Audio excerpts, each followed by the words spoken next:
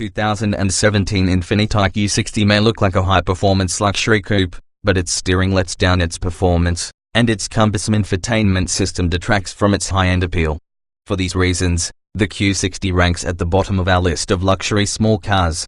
A two-door, four-seat coupe, the Q60 doesn't pretend to offer practicality in the way of a roomy backseat, though it does have a decent-sized trunk. That leaves performance and style as the deciding factors for this car, and both are merely adequate. Its base engine feels lackluster, but there are more powerful, and pricier, options you can upgrade to. Handling is nothing to write home about either. While you'll enjoy a slightly sporty ride, Infiniti misses the mark on details like steering feedback. Inside the cabin, you'll find materials and quality that are acceptable for the class, but it lacks the elegance of other cars. To put it bluntly, the Q60 is a good car, but it fails to meet the standards of its class. The 2017 Infiniti Q60 costs almost $39,000, which is a hard price to justify given the superior choices offered by rivals. If you have your heart set on an Infiniti, then you might also want to consider the Infiniti Q50. For almost $5,000 less, you'll get essentially the same performance, 4 doors, and room for a 5th passenger. Likewise, you may want to consider the Lexus RC, which is a luxury coupe with a similar price to the Q60. It's more of a performance car than the Q60 and it's a little more expensive, but you'll get a better value than with the Q60. The Audi A5 offers solid overall appeal in a coupe package, though it costs several $1,000s more than the Q60. To help you decide whether to buy the 2017 Infiniti Q60, we've researched professional auto reviews and safety and reliability data. Our expert analysis provides all the research in one place, so you can focus on making a purchasing decision. The Infiniti Q60 is completely redesigned for the 2017 model year. The 2017 Infiniti Q60's athletic appearance oversells its performance abilities.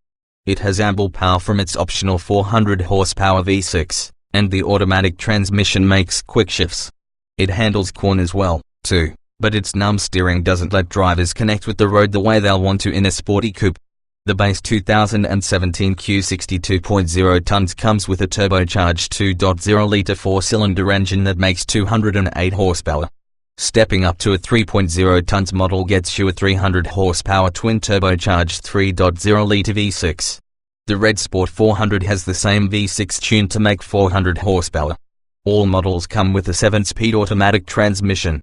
The rear-wheel drive Q60 2.0 tons gets up to 22 miles per gallon in the city and 30 miles per gallon on the highway.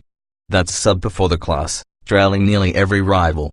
The Mercedes-Benz CLA and Volvo S60 both get up to 36 miles per gallon on the highway, and they're more fuel efficient in city driving, too.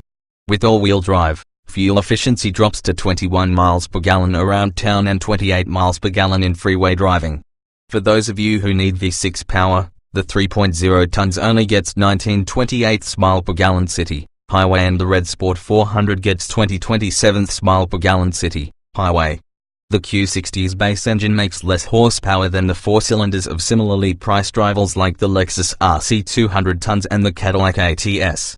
The Red Sport 400's V6 doesn't match the performance-oriented Lexus RCF's 467 horsepower V8. Still, you'll have no trouble getting up to speed with the Red Sport's potent V6, which delivers its muscle instantaneously, with no turbo lag. Whether you're pulling away from a stop or trying to pass another car on the highway, press the accelerator and you'll speed up in no time. The 7-speed automatic transmission can be shifted manually using paddle shifters, though it doesn't respond as quickly as you may like. In Sport Plus mode, it makes brisk automatic shifts. The Q60 comes standard with rear-wheel drive. All-wheel drive and adaptive suspension are optional. The electric power steering gives you no real feedback from the road, so you won't feel the connection between the car and the road that you might expect in a sporty car. The optional adaptive suspension helps improve the Q60's handling. In standard mode, the ride is mostly comfortable for daily driving, though it's not quite as cushioned as the ride in some competitors.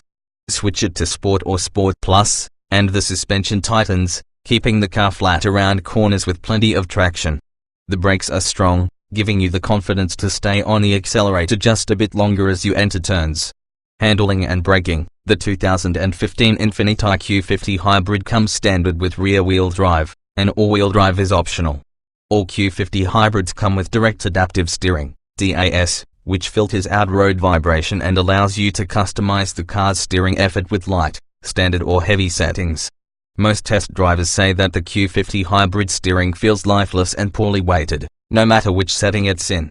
Some critics also note that the Q50 hybrid's regenerative brakes provide inconsistent stopping power, especially compared to the brakes on the non-hybrid Q50, which can make it hard to stop the car smoothly.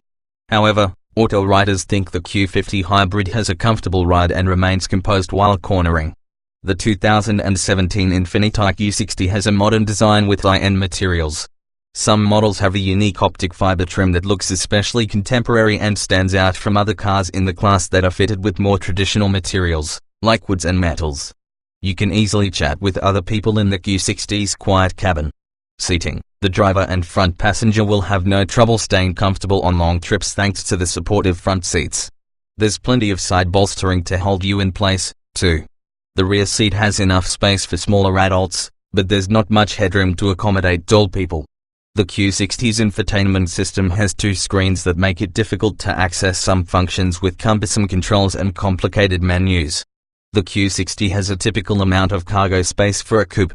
Leatherette upholstery and 8-way power-adjustable front seats are standard in the 2017 Q60.